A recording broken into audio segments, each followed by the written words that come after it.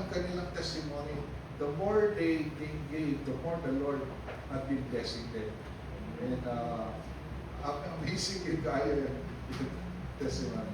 But anyway, sige, padayon ta. So we have the mission of stewardship, we have the mission of evangelism also. And of course, evangelism is the proclamation of the gospel. That's why we have to go with the authority of the Lord Jesus Christ to tell, ESV, no? To proclaim sa NIV, to show for King James, His salvation and good news. So, mauna siya, mission of evangelism. And of course, we remember that only God can save, no? But He expects us to be involved and proactive and intentional in our evangelism and discipleship. Kita magsangyaw, si Lord na mag-convict, no? So, ako ba hindi na ako mag-share kay share ko, di man magawa sa Ginoo. Dili man nato trabaho magpadawat, ang ato magsangyaw naman, no? When we share the gospel, let's remember, when we share the gospel, we have been obedient to the Lord's mandate, we are already successful. Success is not dependent whether they dawat or not. No? Because it's the work of the Holy Spirit that will convict them. So, if we want to play the role of the Holy Spirit, that's the problem. That's why we're disappointed. Dawat, discourage na tayo. Okay. Kasi dili pa plano sa Ginoo na napay timing sa Ginoo. Okay, dito na ito ang timing sa Ginoo. No? Pero God is expecting us to be faithful, no? In our evangelism, in our discipleship. And again, be a faithful steward of our time, no? To share. Kaya nga maraming mga church members hindi involved sa ministry. Because they thought, they own their time. But again, part of stewardship is how do we use our time? How do we use our training? How do we use our expertise? How do we use our skills? Our gifts, from the Lord. These are all matters of stewardship. So, remember, disciples always gather in some type of church. So, discipleship must always result in church planting. So, faithful evangelism, faithful discipleship will result in church planting. So, God's passion gives man His mission. So, we have the mission of stewardship, the mission of evangelism, the mission of discipleship. Now, ngano ang kanunay, pag evangelism, discipleship na itong iskutan, why budget? Why kwarta? Ngano man? Because ato siyang gilahi sa mission of stewardship. Even before the fall of man, we are already mandated to be stewards of what God has entrusted to us. We do not own anything. God owns everything. So part na sa entrust ni Lord sa ato, our time, our expertise, our resources, everything. And how would we respond as a steward, as a manager, as a trustee of God? If every believer will just realize this, wala kita'y problema. Resources will always be available to support missionary work, to support our evangelistic trust, our discipleship ministries. So, importante kaayo nga ato ni siyang masabtan. No? So, again, what is our finish line? O, importante, maibawa nato sa yun ang atong finish line. How do we know when we finish? No? So, ang finish line actually is Matthew 24:14. And this gospel of the kingdom will be proclaimed in all the world as a testimony to all nations, to all ethnic. No? And then the end shall come. In other words, dili yun nato pwedeng dili i-appeal sa atong agenda ang mga laing nations, no? Other tribes. I don't know now in Dumaguete, but wherever you go in different parts of the country, you see Muslim communities. And Silliman University, I believe, has many international students. Di ba? So, dagang mga opportunities actually na naadali sa inyo to be able to reach out to the nations, the ethnic, other people group. So, manatong i-pray, Lord, asa man ni mo may gusto ma-involve. So, you can do a survey of the city and then see, no? Kung sa ba na may mga Muslim communities, na may mga Buddhist communities or Hindu communities, na may mga lugar na kanang 5656, asa sila naman. O na sila community na may mga, mga Indian ba, na no? So, muna siya atong tanawon. No? Because whether we like it or not, they have to be part of our agenda. No? So we have to identify the task. No? Our task is to look for people groups or tribes. So look at the world through people group eyes, not country eyes. Mao ang ingon ni Donald McCabrad. So, what is our goal in mission? Our goal is to really complete, no?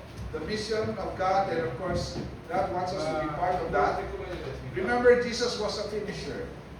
No? So, sabi niya, I came to do the will of the Father. And when he was on the cross, he said, it is finished.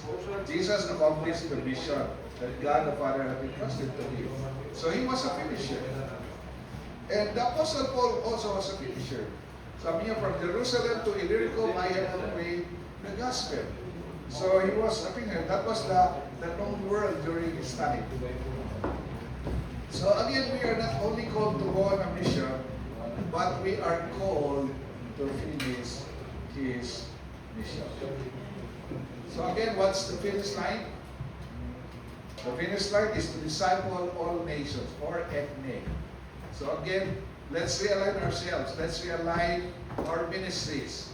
God wants us to finish, to go to the finish line and disciple all nations. No? Sige, so merong promise na si God. No? So, the promise of the blessing of God. No? And as God had blessed Abraham, he also had blessed us. And through us, the nations will be blessed. There's also God's promise of His power. Well, kabaluman ta sa Acts 1:8, no? You will receive power when the Holy Spirit comes on you, and you will be my witnesses. So, dili kita ang mag-share. I mean, ang mag-convict, we are the ones sharing, but it's God's power that will be at work in the lives of people. So, among na-experience, bisan na ay mga uban, mga imong i-approach, plano nimo siya sa gospel, murag kaya nga na isod-isod biti, murag kahit, di ba? Pero pati nga na, mag-share nimo sa gospel, grabe, mag-hilak mag yun, makita nimo, pero na ay uban po, murag mas dali lang ni sir, mapagkahi, no? So, lahi-lahi yun ang situation. So, it's God that is at work, and His power will be at work. So, we praise God for the privilege of being partners with God. And then, of course, the prophecy of fulfillment. Matthew 24:14. All the nations will definitely hear the gospel as we go and proclaim the gospel. So, mo na ang prophecy of fulfillment. Now, can we hasten the day of the coming of the Lord? Diba? The gospel of the kingdom will be preached, and then if all the nations will hear, then the Lord will come. Can we hasten? Therefore, since all these things will be dissolved, what manner of persons ought you to be in holy conduct and godliness, looking for and hastening the coming of our Lord Jesus Christ? So, ang challenge today is that we as Christians should really live our lives consistent to the teachings of Christ. Kay ingon nila, one of the hindrances why other people do not respond to the gospel is because nahimo mang babag na noon ang testimonyo sa mga Kristohanon nila. Instead nga, ma-challenge sila kung mayroon sila nga, kung mawala ang Kristohanon, di na lang mag-Kristohanon. So, that's why it's very important that we will live consistent lives, consistent to the teachings of our Lord Jesus Christ. No? Now, the prophecy of celebration. Revelation 7. No? Kabalumanta ini, no? But this is in the Passion Translation. No? The Passion Translation. Behold, right in front of me I saw an enormous multitude, so huge that no one could count, made up of victorious ones from every nation, every tribe, people group, and language. They were in the glistening white robes, standing before the throne and before the Lamb, with palm branches in their hands, and they shouted out with a passionate voice, "Salvation belongs to our God, seated on the throne, and to the Lamb." So, there's the prophecy of celebration. We will succeed. It may be difficult to reach out to Muslims, to to Hindus, to Buddhists, to religious peoples, but we will succeed because all of these people groups, all of these tribes and nations will be represented in heaven. Praise God. No? So from Genesis to Revelation, God has a passion and a mission. And He is revealing His glory and He is extending His kingdom. Wapo rin nga illustration, Mexico City, this was during the Olympics. The marathon event had been finished for more than an hour. The crowd was dispersed and a famous sports photographer was busy storing his equipment when he heard a stirring in the stadium.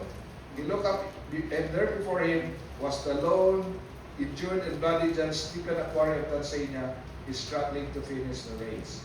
As he hobbled across the finish line, the few people who remained in the stadium erupted in cheers and applause. Years later, as the photographer was doing follow-up stories on Olympic grades, he traveled to Aquarius village in Tanzania to photograph him and ask him a question that had haunted him for years. Why, when he was in the last place and in San Spain, did Aquari continue to run the race? The young African looked at the photographer with wonder and said, "My country did not send me to start the race, they sent me to finish it." Okay, so we are not only called to start the race, but God desires that we finish the race that He had entrusted to us.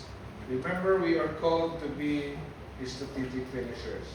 That's why we are here, because we want to be more strategic in terms of how we can respond to the challenge of world evangelization. So we continue to work on our Acts 1:8 mission strategy. So module 1, we ask you to begin listing people in your network of relationships. No? So now, ang pwede natin gawin, no, number 2, imagine that you're actively engaging with people from each of your Acts 1:8. Your Jerusalem, Judea, Samaria, and the ends of the earth. No?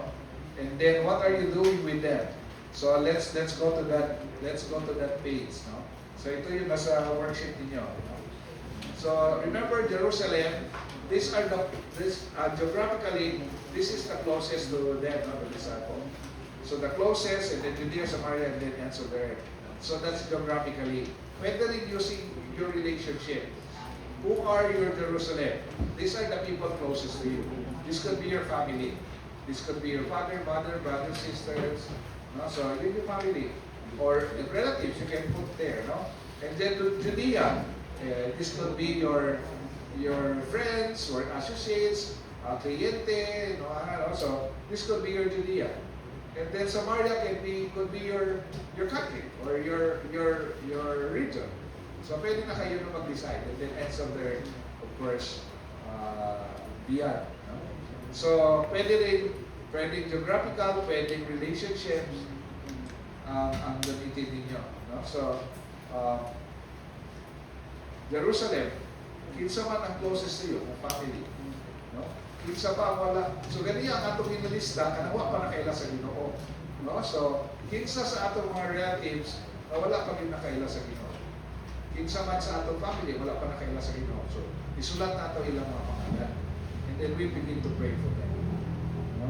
So, are you actively praying for them? Kung hindi pa, you begin saying, okay, this thing, I'll begin praying. What are you doing with them? Siguro, initially, contact ulit sa kanila.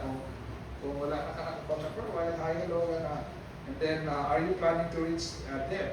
So, you can put a date when, no? And who could be your partner to reach out to them? So, pwede sa kung ang imong gusto i-reach out, ang imong igagaw, pero ang igsoon, nagtawag sa Ginoo, di ba? So, you can partner with the igsoon, kaya gusto na na-pray ako sa imong igsoon, na makakilabot sa Ginoo. So, mga natulang po. No? So, na kay partner. So, you can work on this. Okay? So, you can, ang goal lagi din is that everyone will be able to be more strategic and more intentional. So, these people in your network of relationships who do not know the Lord, begin praying for them. Begin to contact them. Begin engaging with them. And then partner with others who can help you reach out to them. So, yun yung gusto nato maitabo. Do you have questions before I continue? Pwede natin ilagay yun sa module, module 3. Okay, ang manalisa. Di ba 1 and 2 man yan, di ba? Tapos ito 3 and 4. Sige. Do you have questions? So, hindi siya lisod kaayo. Pag-simplify din siya for believers to easily understand what is it, what are the things involved in reaching out to amidst peoples, or so simple kaayo, dili siya anak ka-complicated, para dali siya masabtan, dali siya ma-share, no? So mas transferable. So ang gumawa nito si Dr. Howard Falls, salesperson team, we also gave feedback when we were using the material. Siya yung missions head ng Regent University before. He's now with the Lord. He's one of my mentors.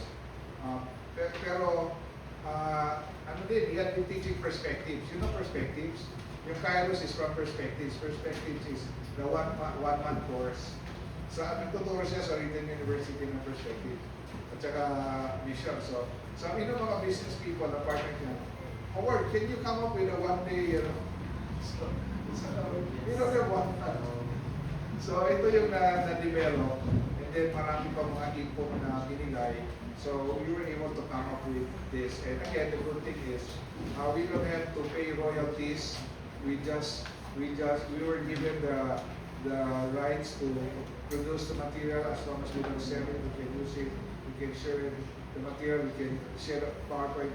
Sabi ko kasi sa kanya, we want to really use this. And if you want us to buy materials or you host from you, how can we do it in Saudi Arabia?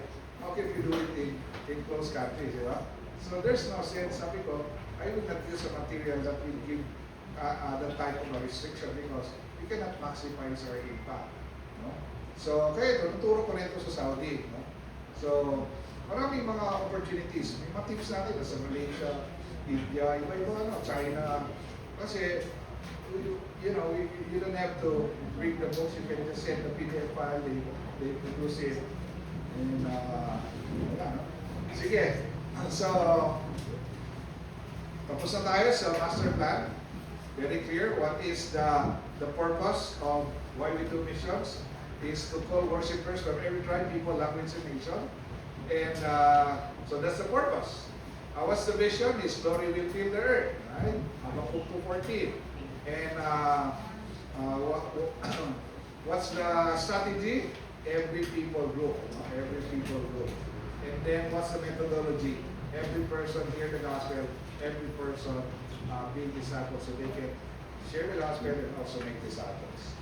Okay, and then we talk about the mission, which is actually, reaching the nations. Okay, now, kahit yung finish line, importante, the focus on really completing the Great Commission, knowing our finish line in the Great Commission para we can really target the finish line. So we can have better appreciation as we move ahead. So Module 3 now is the state of missions in the world. Kung sa man ang sitwasyon sa mission sa tibuok kalibutan karon. So we recognize the current state of God's mission worldwide, identify barriers and solutions for reaching and reach people groups, and understand good and bad news about strategic missions progress. So maganda ito, kasi we can begin to look at the status. Now you can go to joshuaproject.net, you can see this actually. So ang pinaka-focus generally is the one on the red, which are unreached people. But you can just read through that, or you can go to Joshua Project. I don't want to spend much time there. But what is important is 70,000, 8 billion yan, 8 billion. 7 billion sa 8 billion. Because you are in the same part of it. But anyway, if there is one thing that keeps me involved in missions, is this. 70,000 people die every day without having any contact with any Christian. Wala sila'y kailang na Christian. Wala sila'y naibawan na Christian church. They have not even seen a Bible. 70,000 of them are dying every day. Ito yung talagang gospel poverty na we have to really address. Over 8 million na, hindi na 7 million. No? Over 8 billion people worldwide. No? And over 3 billion of them are unreached.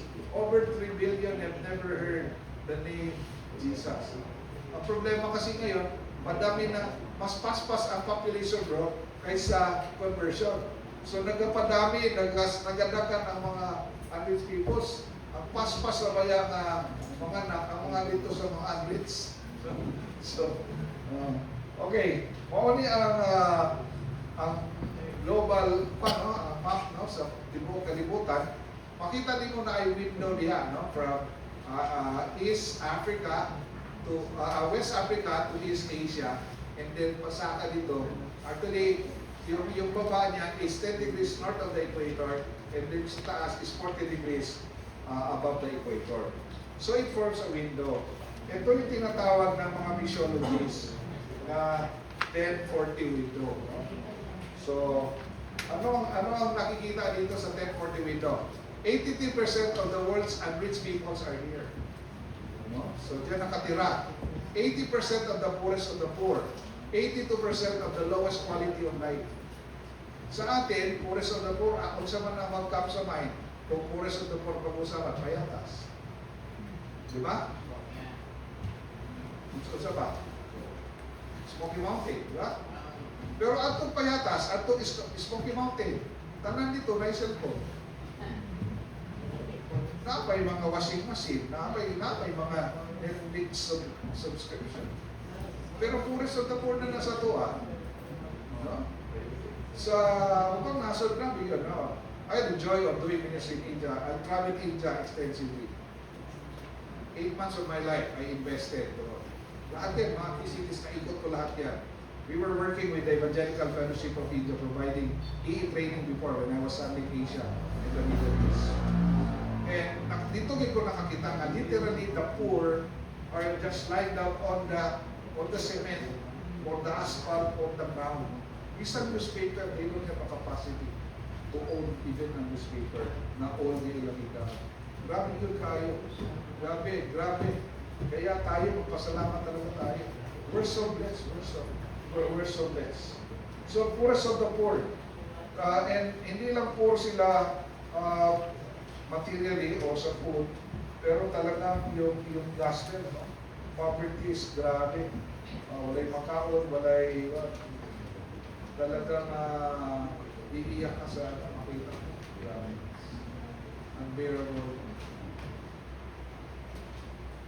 Nung nandun kami, sinama ko yung mga anak ko 7 and 11 years old, the name is still younger.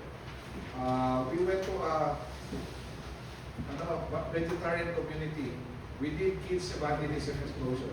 So sabi ko sa mga host, huwag kayo mag-serve ng special na pagkain. Kung anong kinakain ng community, yun ang kainin namin. At sa mga bata, huwag mong bigyan ng So, alam mo, yung mga vegetarian, isang gulay, ilalang ng ikuan ba, no? Mga patatas, o nga, ilalang siya i-mas. Butangan nila sa baw, butangan ng sili. Ay, nagkaon. Of course, na yung rice. So sabi ko sa anak ko, 7 and 11 years old. Sabi ko, kumusta ang ating breakfast? How would you describe it? Sabi niya, rice with chili sauce. Lunch, chili sauce with greens. Dinner, rice with chili sauce. Isa kasi mana. After that, one of you sila yung reklamo. Even now. And they are very supportive. 13-3 and 13-7 sila. They have God. They are working, they are being blessed by the Lord, and they really support me so sure because they have seen the need in the field. Pero grabe, pakunin na mo dahil sa mga pagkain natin sa wala na kayo.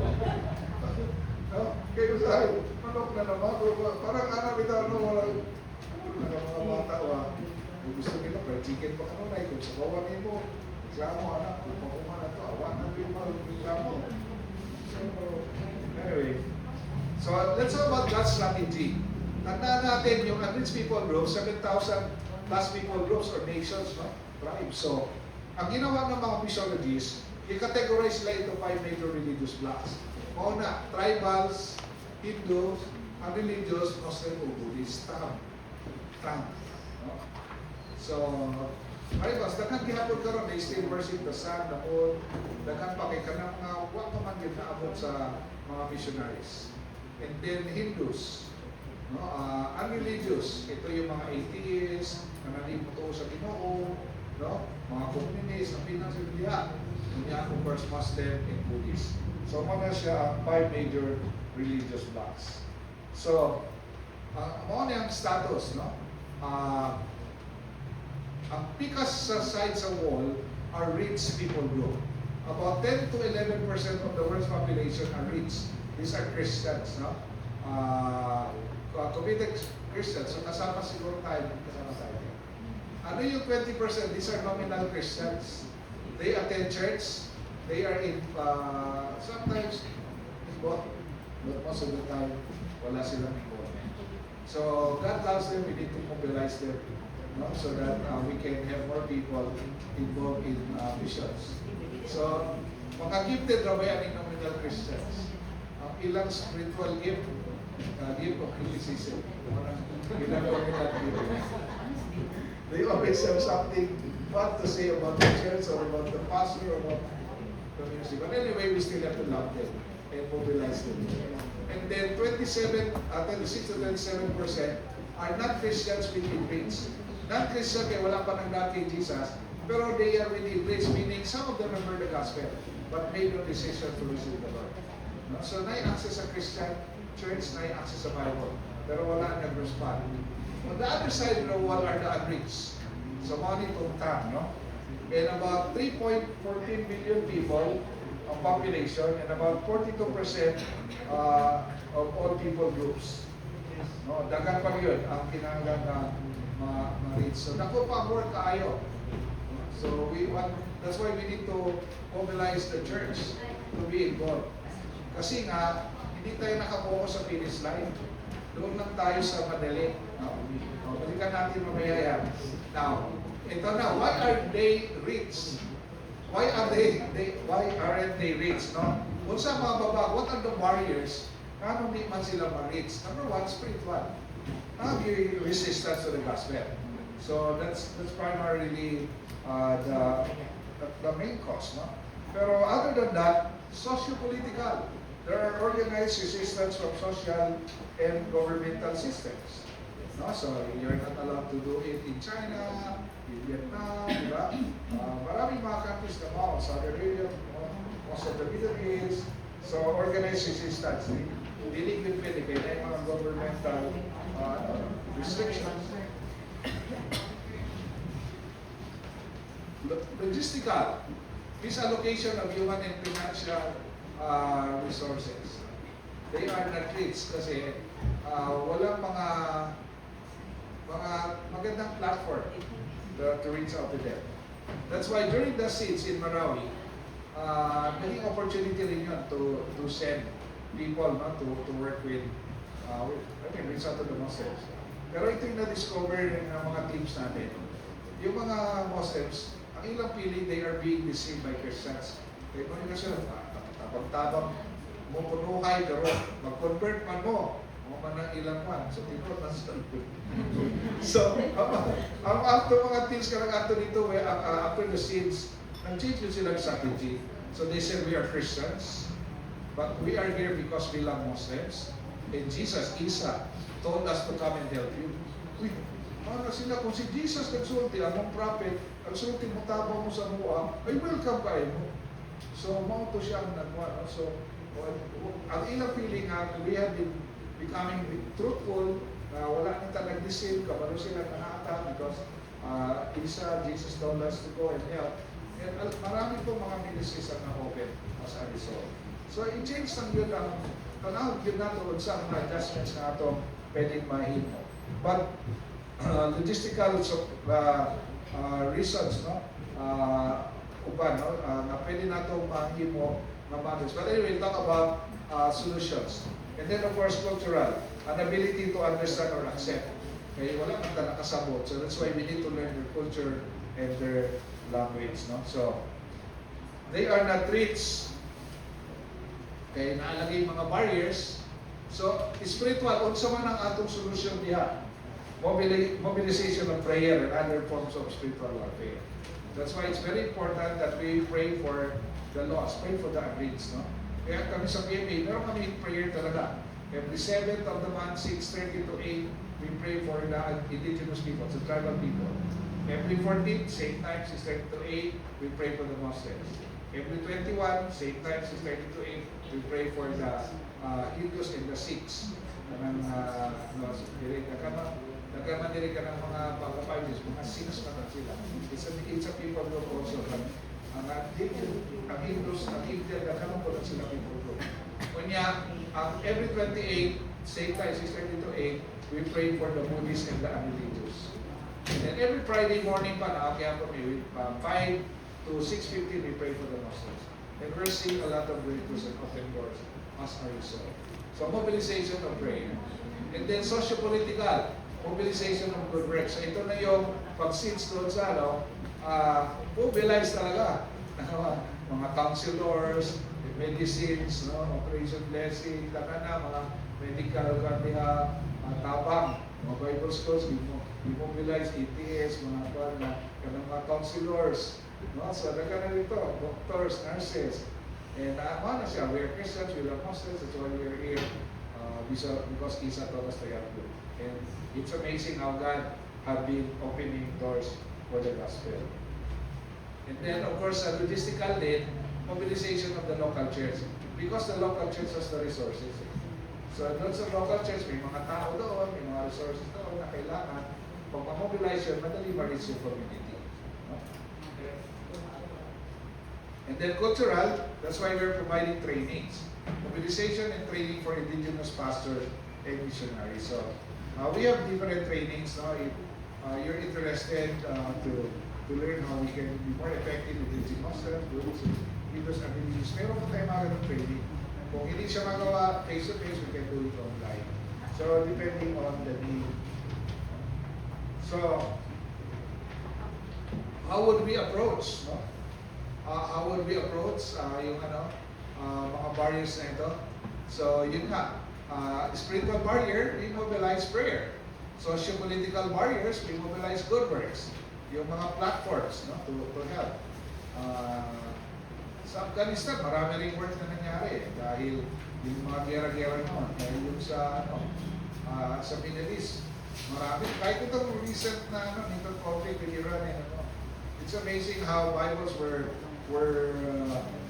smuggled inside, and how the gospel have been really growing. Kasi focus na yung mga tao di ba?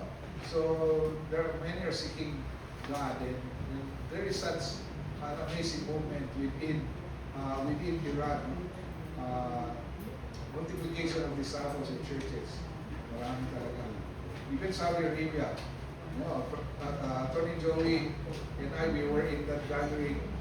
This is the very first reunion of those who were kanang mga nag-retire na sa Saudi ba? Kapag dito, retire na, wheelchair, and then there are also leaders from Saudi who came. And the one who shared was an MVP na Saudi, local Saudi.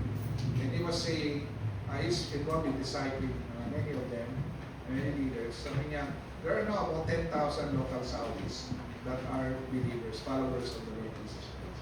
And God is just working amazingly. So nakakatuwa talaga ang ginagawa ng Lord. And sabi niya, pasalamat talaga siya na you Filipinos had been used of the Lord. So many stories actually how the Lord had been using Filipinos. No? May isang story, hindi siya nakwento nito, si Michael O, the CEO of the Lausanne Movement, shared this in the website of John Piper. Sabi niya, there was a Saudi lady who shared her testimony. Ito sinabi niya, I have a Filipino housemaid. So this Filipino housemaid sings all the time and looks so joyful. So, na-intriga siya. So sabi niya, I asked her what she was singing about. So this is the Saudi lady, asking her, what are you singing about? And she explained she was singing songs of praise and thanksgiving to God for Jesus. So nakita niya itong housemate nila, nagtatrabaho, pagod, pero magkanta pa rin, and look so joyful, sabi niya. So sabi niya, well, I sing songs of praise and thanksgiving to God for Jesus. So sabi ko sa lady, can you tell me more about Jesus? And that was the opening. The Saudi lady, the husband, the whole family, and about 70 relatives and friends came to know the Lord because of this Filipino house. So hindi ating kwento to. Si Michael Owe ito ang kwento in the website of John Piper. So these are some of the things, amazing things that God is doing and how God is using Filipinos. Kaya maganda yun, ayusin natin ulit yung ministry natin sa OFWs, no? Because kailangan natin ma-maximize yung impact ulit. Kasi we always talk about yung hirap ng budgets and missions. Pero we can actually mobilize our OFWs. Pastor James, we have to talk siguro and see how we can do this again. Remember last time we were working with Mayor Sagavaria and si former Governor Tigama, diba? This was many years ago. We were establishing help desk to minister to OFWs and their families. It's a very effective platform to connect with the community and also equip our OFWs to be witnesses where God has placed them. So anyway, yeah, so we need trainings and equipping so that we will be able to see more unreached people reach with the gospel. So what are the factors influencing efforts to reach the unreached? Well, churches. That's why we're mobilizing churches. More churches involved, more things can be done, more accomplishments can be done. Finances. The finances are from the local church. Kaya crucial talaga yung mobilization ng local church. And then Christian workers. Most of the Christian workers are also from the local church. And of course, yung commitment. So more commitment, more churches involved, producing Christian workers and also sharing finances, we will be able to see more being reached with the gospel. So we're looking for a harvest of souls from areas normally overlooked. So what are the areas or communities in our city or where God has placed us that are overlooked? And many of them are unreached communities actually. So try to have a survey. How many Muslim communities are here? Are there communities na may mga Indian dyan? No? Kasi tumpok-tumpok na po na sila ba? So mga Indian, may Buddhist community ba? May Buddhist temple dito, most likely, no? So kung may Buddhist temple yan, meron yung mga so marami mga pwedeng gawin. But you have to ask the Lord, what people group would you want us to be involved in? And then maganda yun, i-alam talaga ng local church. Na yung local church will begin praying for that specific community and then eventually plan to visit. Yung sir, pupunta lang daw, ikot, huwag naman obvious na pwede na mag-prayer walk. No? Huwag naman mag-tapo na Holy Water. O mag-re-review. No? Lakad, pero you pray and you are discerning. No? Kung ano yung pwede mo din. So, we have also trainings how to do that. So, we can also make arrangements. So, that's what we are doing sa Philippine Missions Association actually. So, we would love to be able to help you. Anyway, so, ito naman yung ratio of Christian churches to unreached people groups, no? So, yung 8100, ang isang Christian church, 12 na unreached people group ang i-reach out. Medyo mahirap yun, di ba? Kung isang simbahan ka lang, ikaw wala sa Maranao, Maguindanao, Tausug, Yakan, Luzon na. So, 80-1500, nagdaga naman simbahan, so 1:1. Today, it's 1,000 churches to one. So, dili na yun actually lisod.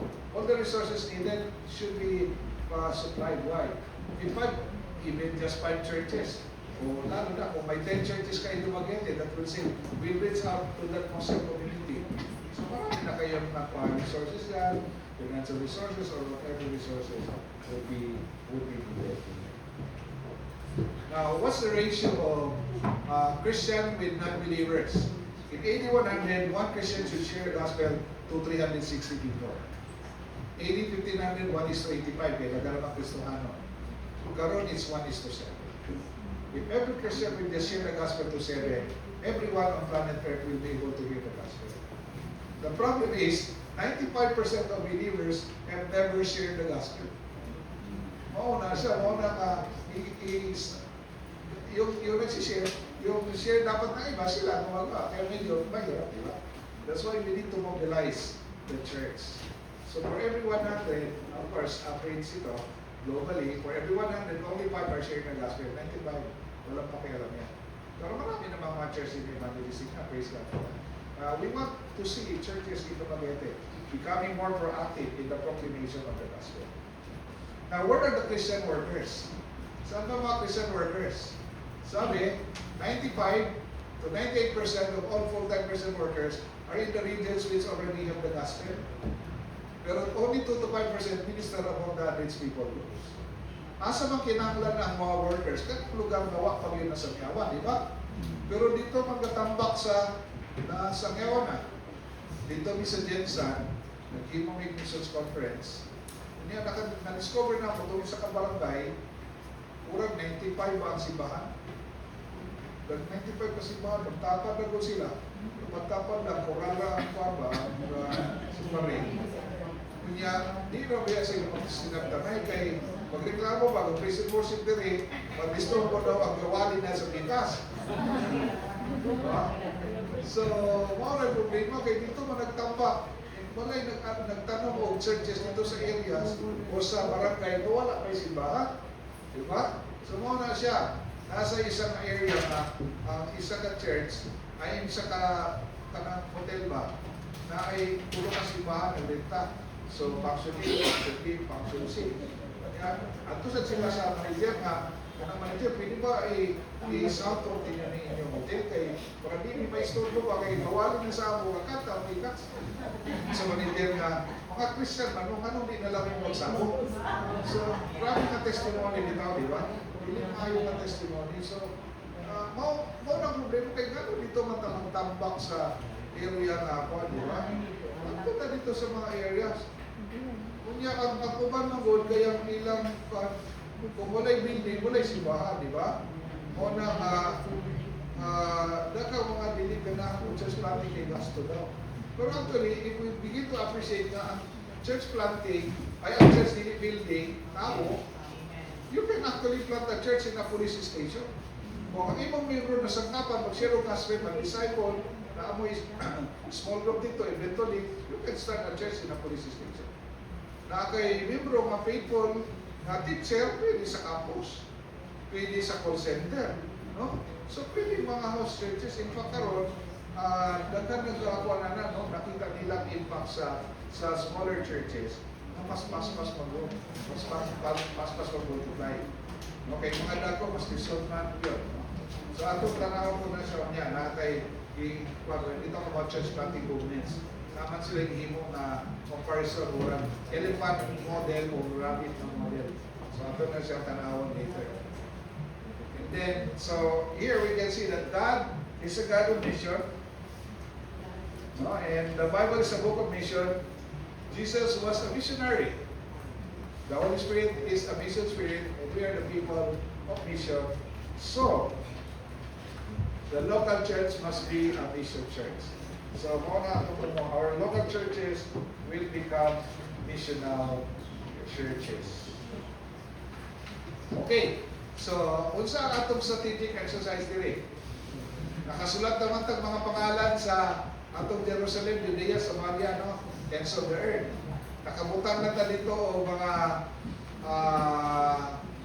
kung nakapray na ba ta, nag-connect na ta, na mga initial na nabutang, no? Sa last module. So, module number 2. So karon, unsa man ang mga spiritual barrier, mga logistical barrier, socio-political barrier, cultural barrier. Kunya ang inyong himuon, isulat niyo diya unsa ang possible solutions. No? So try to ask Lord, unsa man ang solution ni mahimo nako para marisa man ang akong community. No? So atong tanawon na dito sa na isa ka community sa Mindanao, ilang na-discover na isa ka Muslim community na mamalit sila kakatpandisan 2 kilometers pa. So nakauno ko na itong team na mag-open tag work niya, Paghimo tao ka ng pandesal na business. Nagsunod sila dito, naghimo sila pandesal business. Alipay kayo mga ako dito, di na sila maglakaw 2 kilometers. So pagkato nila, nakakunik tayo sa tao, namin ko na nila, masuki na marupal ito kuwan. No, dili kayo obvious na missionary na sila. So, okay, business na yun ang platform dito. So, mauna siya ba na kung sa mga barriers, Lord, kung sa man ang pwede na mo mahiro, these are very simple strategies na ipakita sa Ginoo sa ilangan. Yan, nakasunod sila sa community, di ba? So, mga na ba? But you have to ask the Lord kung sa ang ipahimo ni Lord sa o sa inyo as a church. Okay? So, mauna siya ang state of missions in the world. There's a tremendous need to really reach out. That's why we've got to do something. No? Sige. Siguro let's take a break, no? Mga 10-15 minutes para maka-process po, no? And then we will continue. It's 10:25, 10:40. Okay? We'll go for number 4 na.